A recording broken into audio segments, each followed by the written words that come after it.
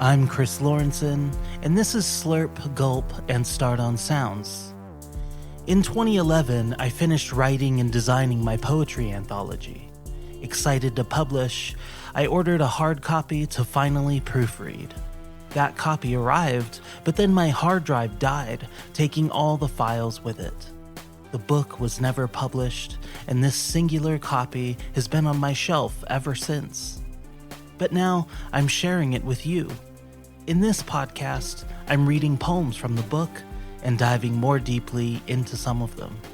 Follow along in the show notes. On to the episode.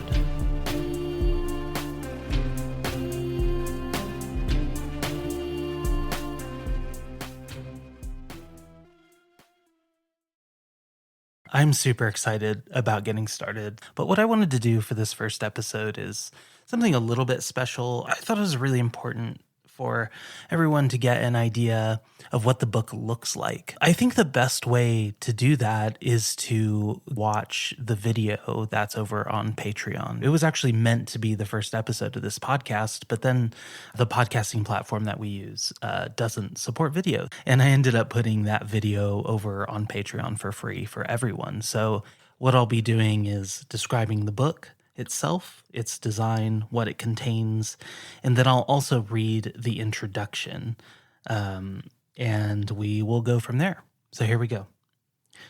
On the visual side of the book is a standard, I believe, U.S. trade size. I want to say it's a hardback. It's 6x9. It's the only copy that exists, as I keep saying, and that's why it feels so special to me. Is because I spent so much effort putting this together, and then with the intention of publishing it and making it just normally available, and then I lost all my files, and so that was over 10 years ago now, and I haven't done anything with it. It's just been sitting on my shelf. So the title is Slurp, Gulp, and Start on Sounds, and that comes from a title of one of the poems in the book. The cover is just a solid color fill, and it's this really rich sort of magenta or coral color. The title is large in white text across the top, and then the cover design just has the table of contents, quite small. And those are printed in a much smaller font size in black.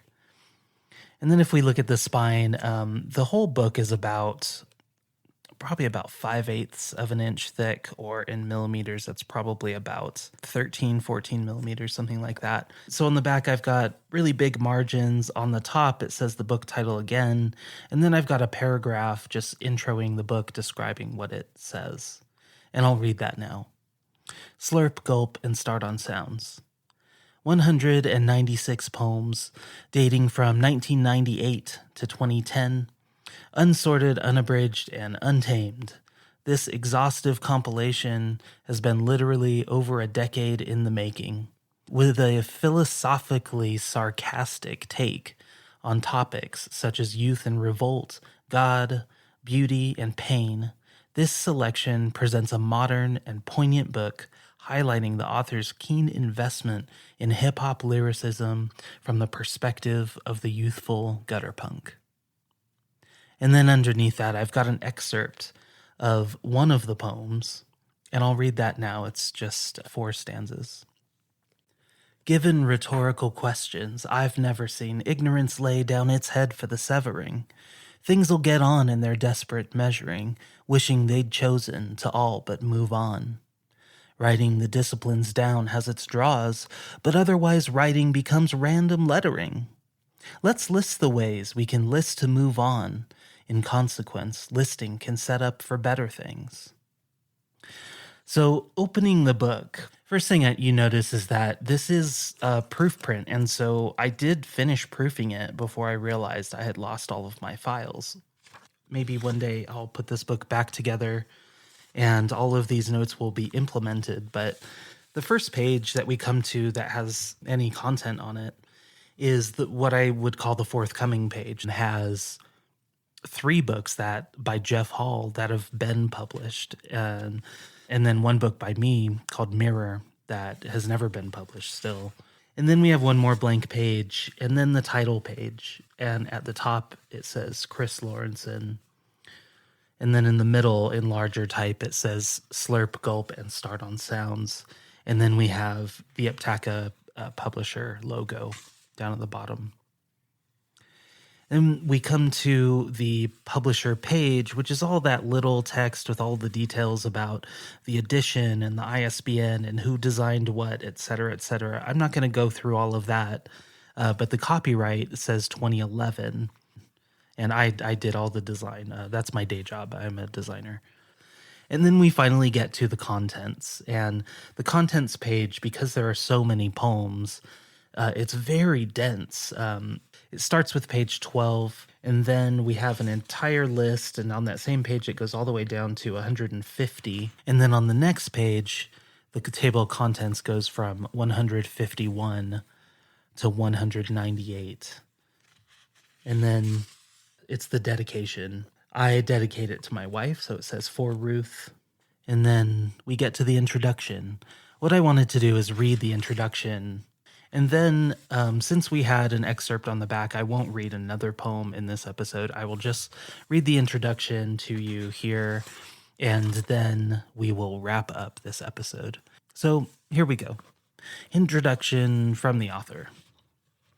I confess that compiling this book was an easy task. It was the writing that was the hard part. I never took myself seriously as a writer, as much of my life has been consumed by design, skating, random projects, cycling, and the usual family and friends.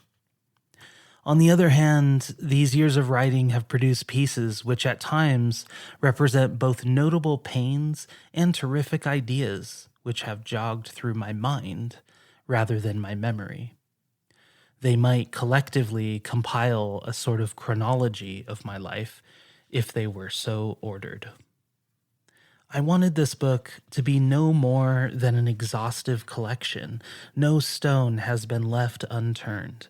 This is almost literally every poem I've written to date, so you'll forgive the mess of composition it is. While reading, you'll notice both a lack of cohesion and a pointed philosophical sarcasm running alongside simple wackiness and the most basic of heartbreaks, as poems do. As an Easter egg of sorts, I promise one thing, that should you read this book a few times over, you'll begin to notice a separation of styles and the progress of each of those styles. Many of these pieces were written more than 10 years apart, beginning in my late teens, and that is clear, at least to me. How to read this book. There is a small guide which I hope should help you read these poems, and it consists of one simple understanding, that when I write, most often my goal is to convey an almost tangible expression of an emotion or feeling. We all go through life and realize emotions are complex and varied, and this fascinated me for years. Thus, the vast majority of my poems have attempted to take this feeling and recreate it using words and their sounds, both implicitly and explicitly. In a word, be sensitive to the feeling by listening to the sounds the words make.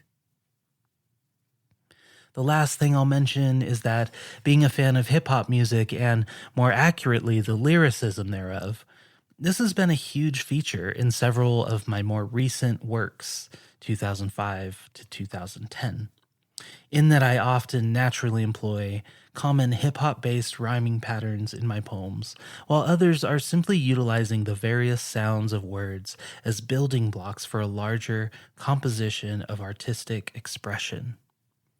So if you read one of them and say to yourself, why surely this can mean nothing at all, well, you're probably right, and it's one of these poems where I simply have a play with the sounds of words. So with these, try to forget what the words mean and simply listen to the sound of them. Thank you very much for purchasing, stealing, and or otherwise obtaining this book. I vigorously salute you who keep street, slam, and traditional prose alive. With all my love, Chris Lawrenson. That was the introduction. The next page says, "A note to my fellow typographers, please remain calm." And then I obviously thought that was funny. I'm really excited about recording the first episode. It's a poem called The Slide Projector. It's one of those poems that uses the sounds of words to convey meaning instead of the meaning of the words themselves. So I'm super excited about getting into that. Thanks for listening. To support and influence this work, head over to patreon.com/ChrisPoetry, where there's lots of free bonus content and more opportunities to support and influence this work. To help the show, leave a 5-star review on Apple Podcasts or Spotify. See you next Wednesday.